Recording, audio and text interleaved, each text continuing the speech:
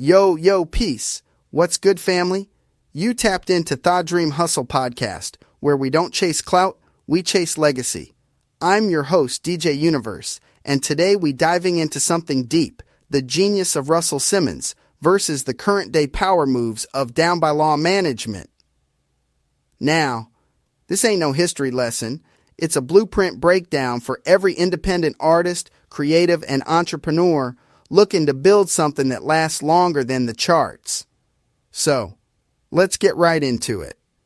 We're talking legacy versus leverage, old school foundation meets new school elevation, and how you can use these blueprints to build your own movement. Let's get it. Now, first off, let's give Russell his flowers, and for real, the man took straight up street culture, graffiti, boomboxes, gold ropes, all that, and flipped it into a whole global enterprise. Def Jam, man, that wasn't just a label, it was a mentality. All the big acts, LL, Cool, J, Beastie Boys, Run, DMC, he linked with Rick Rubin and made power moves before anybody even thought of what hip-hop could be. But the thing is, it wasn't just about pulling the best talent. Russell understood the moves behind the scenes. He knew the game of distribution, marketing, and cultural timing. He didn't just let rappers rap. He turned them into brands and made Def Jam a whole legacy.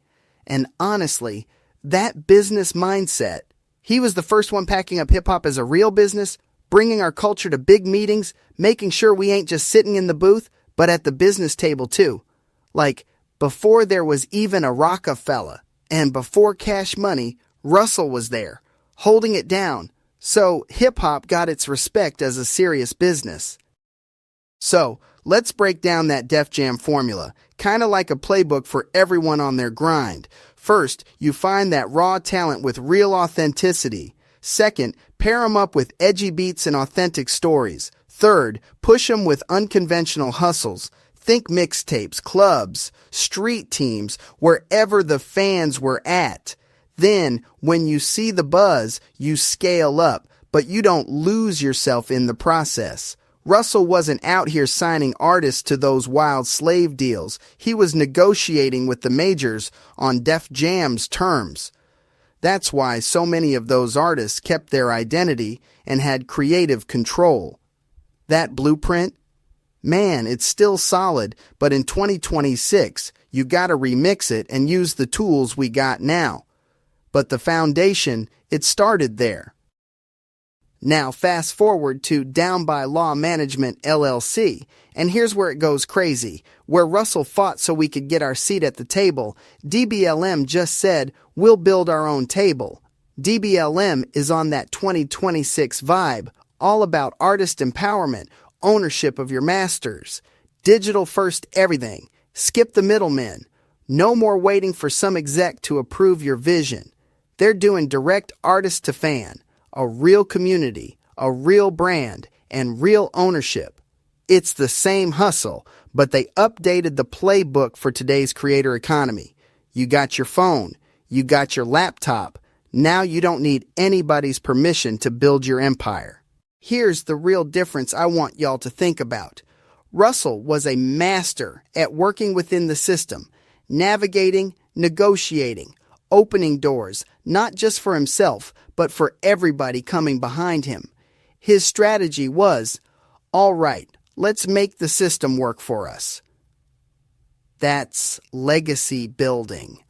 But now you got DBLM, and they flipping that whole concept. They don't want to play in the old system. They want to build a new system. They're giving artists leverage to run their whole careers like businesses. To me, it's like, legacy is respect, but leverage, that's freedom. Legacy gets your name remembered. Leverage builds your net worth and gives you options. Today, you can't just write bars. You got to handle business, manage your brand like an enterprise, learn contracts, licensing, budgeting, and all that. DBLM, they're not just managing artists. They're schooling them to run things, own things, and pass that blueprint on to the next wave. Kinda like what we talked about before. you need both those mindsets, legacy to inspire and leverage to empower.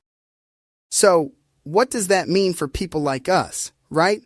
For any DJ, artist, producer, and/or visionary listening in, you got access to both blueprints. Russell's way.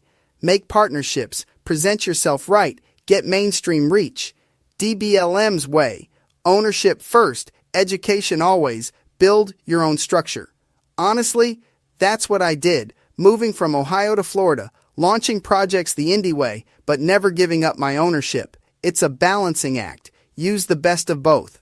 Content and contracts, streams and strategy.